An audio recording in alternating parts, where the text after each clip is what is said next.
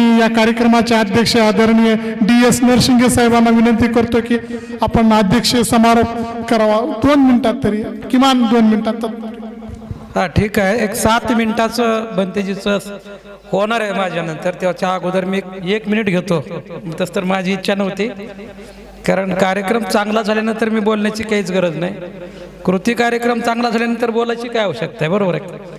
तर मी या कार्यक्रमाचे जे संयोजक आहेत मुख्य आमचे ॲडव्होकेट रमेशजी गायकवाड यांचं मनापासून कौतुक करीन. एक चांगली मेहनत घेऊन एक चांगला कार्यक्रम त्यांनी या ठिकाणी दिलेला आहे. दुसऱ्यांदा ज्या उपासकांनी हा कार्यक्रमासाठी दान दिलेलं आहे त्यांचं मी मनापासून धन्यवाद या ठिकाणी व्यक्त करीन. आणि आमचे यश काश्यप यांची सांगलीहून आलेले आहेत. मी आपल्या सगळ्यांना विनंती करेन की माझ्यानंतर फक्त 7 मिनिटामध्ये यश काश्यप यांची फक्त शुभेच्छा देणार आहेत या कार्यक्रमासाठी. या प्रसंगी मला काही बोलण्याची आवश्यकता नाही, तुम्ही मला आग्रह केला म्हणून मी इथं उभा राहिलो. सगळ्यांनी चांगले भाषणं केलेत. मी पुन्हा एक कौतुक करीन की धम्मदीक्षित बांधवांचं, की ज्यांनी आमच्या हाकेला ओ देऊन या डॉक्टर बाबासाहेब आंबेडकरांचं जे स्वप्न आहे अधुरं बौद्धमय भारताच्या दिशेनं, ते स्वप्न साकार करण्याच्या कामामध्ये एक सहभाग नोंदवलेला आहे. त्याबद्दल मी त्यांचं मनापासून कौतुक करीन. आणि एक आपण सगळ्यांनी निरीक्षण केलं असेल दादा, तसं तुम्ही म्हणालात की शिवाजी महाराज बौद्ध होते असं मला वाटतंय, पण मी खात्रीनं सांगतो शिवाजी महाराजाचे पूर्वज हे बौद्ध होते.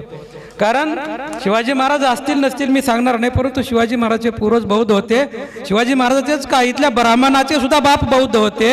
कारण 1250 वर्ष बुद्धाची राजवट, बुद्धाच्या विचाराची राजवट या देशावर चाललेली आहे. आणि म्हणून या देशातला ब्राह्मण असेल, या देशातला शिवाजी महाराज असतील, मराठा असतील, धनगर असतील, सगळेच असतील, आपण सगळे 1250 वर्ष बुद्धाची राजवट या देशावर चाललेली असल्यामुळं आपण सगळेच बौद्ध होतो. एका अर्थाने फक्त घरवापशी आपण या ठिकाणी केलेली असं मला या ठिकाणी वाटतंय. आणि म्हणून मी आताच म्हणलो की मी जास्त या ठिकाणी काही बोलणार नाही या निमित्ताने, परंतु हा कार्यक्रम जो काही या ठिकाणी आमचे मित्र रमेशजींनी घडून आणलेला आहे आणि त्यांना आपण आमोदपूरकरांनी जी दाद दिलेली आहे, सहकार्य केलं आहे, त्यांचं मी मनापासून पुन्हा एकदा धन्यवाद व्यक्त करीन. आणि जे अडाणी लोक, ह्याच्यातले काही शिक्षक होते, काही वकील आहे, काही मोठे मोठ्या पदावर आहेत, पण काही अडाणी होत्या महिला, त्यांनी बुद्ध धम्म स्वीकारलेला आहे, त्यांना बुद्ध धम्म पटलेला आहे. बुद्धिस्ट लोकांच्या कॉन्टॅक्टमध्ये, वाचनाच्या चळवळीच्या जे जे कॉन्टॅक्टमध्ये आले ते या धम्माकडे वळलेले आहेत. परंतु सुकुमार कांबळे सर, मी तुम्हाला सांगतो की बुद्धिजीवी प्राध्यापक वर्ग याच्याकडे अजिबात वळलेला नाही, तो वळत नाही. कारण गेल्या 20-20, 25-25 वर्षापासून हे लोक नुसते भाषणच ठोकतात. आम्हाला बी वाटलं की हे जरा शिकलाय, लय मोठा भाषणं करतो 25 वर्षापासून, त्यांना आम्ही प्रयत्न केले, जरा बुद्ध धम्माचा स्वीकार करा, बघू की म्हणा, बघू की. तू का आता बघणार आहे, ज्या गौऱ्या पुढं चालल्या तरी तू बघणार आहे म्हणजे तो. अरे तुम्ही मॉडेल आहेत म्हणून आम्ही तुमच्याकडे येतो, शिकलेल्या लोकांकडं. तुम्ही शिकले मॉडेल आहेत, आम्हाला वाटतं तुम्ही भाषणं करता 25 वर्षापासून. काही लोकांना हे मूर्खत करताय काय भाषणं करून 25 वर्षापासून? बुद्ध, फुले, शाहू, हिंदू राहून तुम्हाला बाबासाहेब ग्रेट होते, हिंदू राहून बुद्ध ग्रेट होते, हे इथल्या बुद्धिजीवांना कसं काय म्हणता येईल? आमचा रास्त प्रश्न आहे मातंग समाजातल्या बुद्धिजीवींना, भाषण बंद करा. कारण तुम्ही हिंदू मांग राहून बाबासाहेबांवर भाषक तुम्ही करू शकत नाहीत. बुद्धावर बी तुमची तर कुवतच नाही, बुद्धावर तर बोलण्याची. फुल्यावर बी तुम्ही बोलू शकत नाहीत. हे पोपटपंची भाषण बंद करा.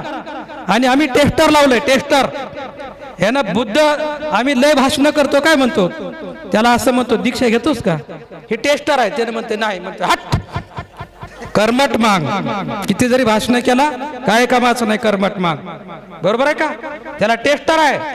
आम्ही टेस्टर लावलंय धर्मांतराचं. कमी शिकला असेल, जास्त शिकला असेल, आंबेडकरवादी कोण? जो बुद्ध धम्म स्वीकारायला तयार आहे तो आंबेडकरवादी आहे, छाती ठोकून आम्ही सांगतो. आणि म्हणून मातंग समाजातल्या सुशिक्षितांनी समाजाचा घात केलेला आहे. ते भाषण करतात, त्या भाषणाला आमचे लोक भाळून गेले. हो, लय भाषण करते म्हणे भारी भारी. त्याला म्हणलं बुद्ध धम्म स्वीकार की. काय झालंय ते लोकांनी, लोक आले, शपथ घेतली, काय त्यांचं काय म्हणजे काय वेगळं झालं काय? शिकले लोकांसाठी प्रश्न विचारतो, काही वेगळं झालं काय? तर ते म्हणले दारू पिणार नाही, व्यसन करणार नाही, व्यभिचार करणार नाही, चोरी करणार. काय वाईट झालं? हेच तर धम्म आहे ना. तुम्हाला काय अडचण आहे? तुम्हाला पगारी मिळतात, तुमच्या सुईरपणाची अडचण नाही, ते अडाणी लोक सगळं हे करतायत, तुम्ही लोकांना गुमराह करता. आणि म्हणून महाराष्ट्रातल्या बोलक्या हिंदू मांग असलेल्या नोकरदार पुढाऱ्यांचं आम्ही दुकानदाऱ्या बंद करायला निघालेलो आहोत. त्यांच्या दुकानदाऱ्या बंद. अजिबात त्यांनी बुद्ध आणि बाबासाहेब फुले शाहूवर बोलायचं नाही. हिंदू मांगांनी याच्यावर काहीच बोलायचं नाही. त्यांना बोलण्याचा अधिकार नाही. कुणाकडे हिंमत आहे माझ्या पुढे येऊन सांगा. कशाला 25 वर्ष भाषण करतो हिंदू मांग राहतो? काय अधिकार आहे तुला हिंदू मागाला? बुद्धावर भाषण, बाबासाहेबवर अजिबात मी सांगतो त्या लोकांना, असल्या नकली लोकांना कुठं भाषण करायला बोलवायचं नाही. हे पाणी पिऊन नाही तर नोट्स वाचू भाषण करतात, पोपटासारखे बोलतात. बुद्ध हो म्हणलं की थांबा जरा विचार करतो. अरे तुझ्या पुरीचे लग्न झाले, पोराचे झाले, सगळं भानगडी झाल्या. आता इथं बारके ती पोरं किती लहान लहान येतो धम्म स्वीकारलेले. धम्म स्वीकारणे म्हणजे काय? काही चिवर घेऊन हिंडायचंय का तुम्हाला? महाराष्ट्रातल्या मातंग समाजाच्या लोकांनी, शिकलेल्या लोकांनी विशेष करून अडाणी मातंग समाजाला गुमराह करून मूर्ख बनवलंय. लोक त्यांच्याकडे आशेनं बघतात. बायला शिकलेला आहे, डिग्री आहे, डिग्री आहे, पगार आहे, गाडी आहे, 3 मजली बिल्डिंग आहे, डिग्री आहे म्हणून मोठा आहे, गाडी आहे म्हणून मोठा आहे, पगार आहे म्हणून मोठा आहे. पण हे फसवे आहेत ना, फसवे आहेत, हे बेईमान आहे चळवळीशी. हे मी तुम्हाला स्पष्टपणे सांगतोय. हे गोष्ट लक्षात घेतली पाहिजे. आणि म्हणून अजिबात भाषण करीत हिंडायचं नाही. शिकलेल्या लोकांनी आता मागातल्या किती बी भाषण आलं मोठं जास्त पुस्तकं वाचून ते काय नाही, ते अजिबात नाटकं आता करायचे नाहीत. आम्ही तुमचे नाटकं चालू देणार नाहीत. बुद्ध धम्म स्वीकारा आणि मग बोला. बाबासाहेब आंबेडकर 56 नंतरचे आपल्याला स्वीकारावे लागतील. बरोबर आहे का? 56 नंतरचे बाबासाहेब आपल्याला स्वीकारावे लागतील. आणि बाबासाहेबांच्या धर्मांतराची प्रक्रिया आपण जर आत्मसात नाही केली तर आपल्याला बाबासाहेब ग्रेट होते म्हणायचा काही अधिकार नाही. आणि बाबासाहेबांचे फोटो घरात लावायचा सुद्धा काही अधिकार नाही. ते सगळे नाटक आणि नौटंकी आहे. हे आम्ही आता सांगत आहोत. आम्ही शिकलेल्या लोकांना माने साहेब लय इनवलं, मी इनवलं. मायला म्हणलं हे ना शिकलंय, डिग्री घेतली, ह्याला पगार लय मोठे, ह्याचा जरा समाजावर प्रभाव पडल. मूर्ख निघाले.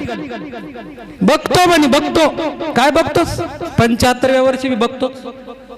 हे अधिकारवाणीनं सांगतोय मी. जर ज्याच्यात कुणाची हिंमत झाली मला घरी बोलवा, त्या घरी येऊन चर्चा करेन मी. मातंग समाजाला जर सुधारायचं असेल आपल्याला, इथल्या सगळ्या सुशिक्षितांची जबाबदारी आहे मातंग समाजाला बुद्ध धम्माच्या दिशेने घेऊन जाण्याची. बाबासाहेबांचे 2 स्वप्न आहेत अधुरे. एक राजकीय जमात बना आणि दुसरा भारत बौद्धमय बना.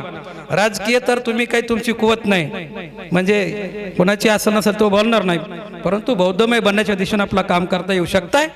आणि म्हणून ज्या ज्या अडाणी लोकांनी हा धम्म स्वीकारला त्यांचं मी मनापासून कौतुक करीन. आणि ज्यांना माझ्याशी चर्चा करायची त्यांनी मला फोन करायचा आणि त्याच्या घरी मी येऊन चर्चा करतो. बरोबर आहे का? मी काय त्याच्यात काय खोटं बोलतो ते. तुम्हाला हिंदू राहून बाबासाहेब आंबेडकर ग्रेट होते म्हणता येणार नाही. कसं म्हणता येईल? बाबासाहेब महान होते म्हणून हिंदू मांगाला बुद्ध मोठे होते कसं म्हणता येईल? अजिबात म्हणता येणार नाही. सिद्धांताच्या पातळीवर म्हणता येऊ शकत नाही. पण बुद्धजी, मी या ठिकाणी एवढंच बोलेन. आणि खरं तर मला काही बोलायचं नव्हतं, कारण मी असं काहीतरी आगाव बोलतो. लोकांना ते पटत नाही. त्यांना गोड गोड बोललं की बरं वाटतं. एवढं आता म्हणे अवका आम्हाला शिवाय देऊन गेले बघा तिथं येऊन. बरोबर आहे का? तर हे मित्रांनो तुमच्यासाठी नाही, हे समाजासाठी आम्ही सगळं बोलत आहोत. तेव्हा खरंच मी आणखी पुन्हा वेळ घातला तर मी या ठिकाणी माझी रजा घेतो. धन्यवाद. जय भीम. नमो बुद्धाय.